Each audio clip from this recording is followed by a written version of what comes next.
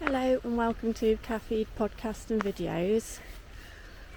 And in this video I want to talk about addictive personalities and obsessive personalities, because I believe that everyone has this, an addictive or obsessive personality. I might be wrong.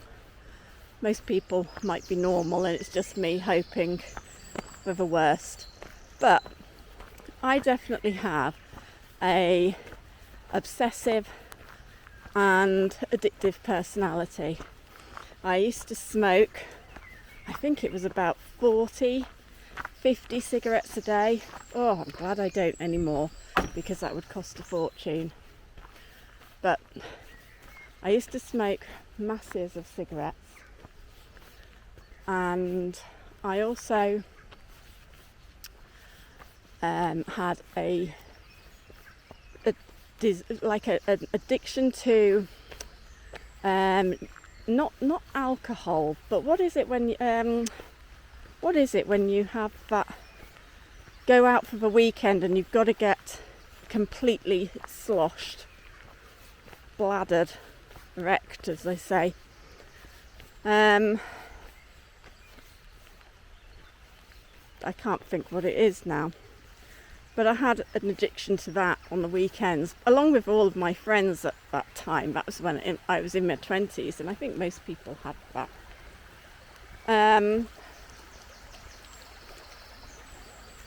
So I definitely have an addictive personality. And I think a lot of people do. And it can be a really, really bad thing. But what I've been trying to do in recent years is focus that addiction or obsessiveness onto positive things. Because I think if you've got an addictive personality or obsessive personality, then you have to accept that as being part of your personality. I think it's the way you direct it that's important. I don't think you can necessarily change your personality.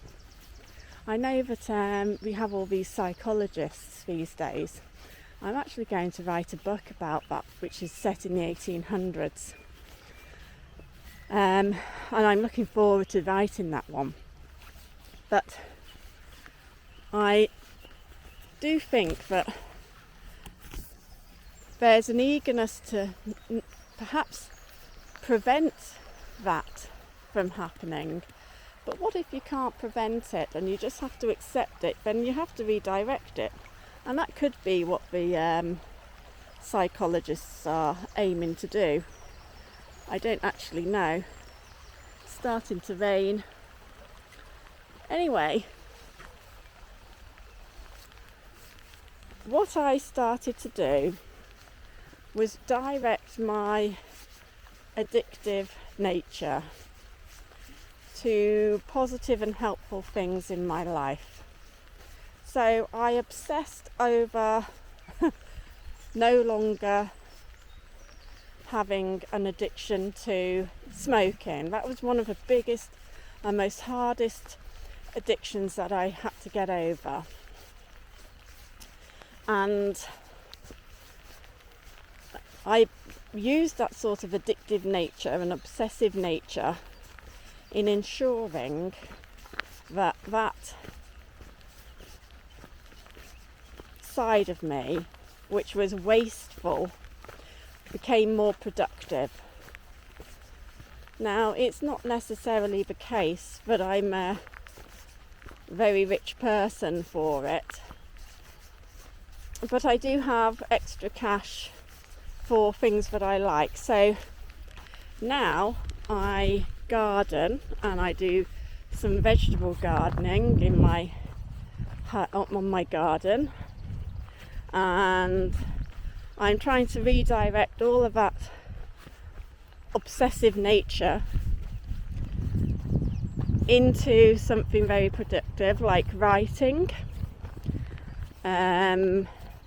learning how to edit these videos, learning learning new skills and being productive in the way that I hold myself, the way that I deal with things.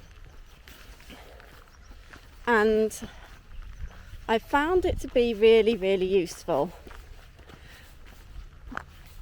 But you have to direct that obsession and addictive nature into being productive and learning new skills. You have to have that desire in the first place, because if you don't have that desire, it's not going to work. You have to really sort of focus that obsessive side of you in that way. Anyway, I'm at a loss of how to encourage you to do that, because I don't really know what you need to do, the steps that you need to do. I just decided that I didn't like myself anymore.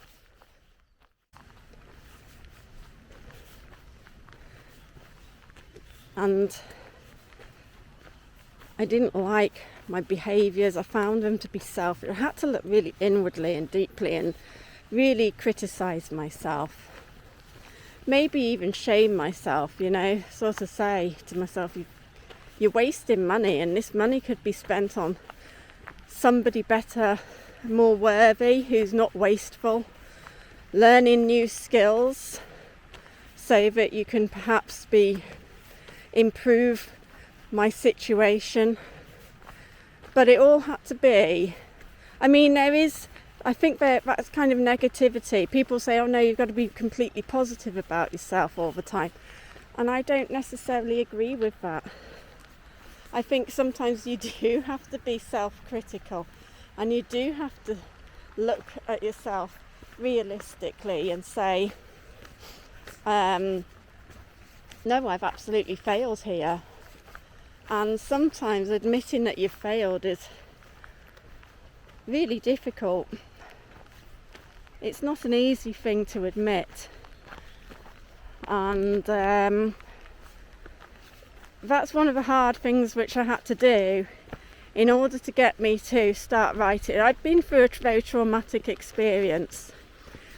And I felt that the way society is, I couldn't talk about what had happened to me because it was so politically incorrect that people wouldn't care, which they didn't, and people would get angry with me about it, like I was the bad guy, which they did.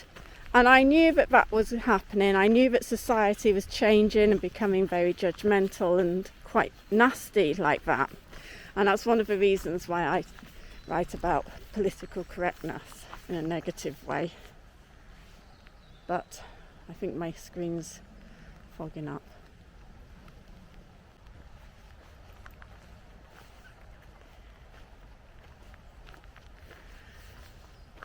But with that, I became very sort of traumatised and alone, and that's when I started writing as a way of dealing with that situation, rather than building a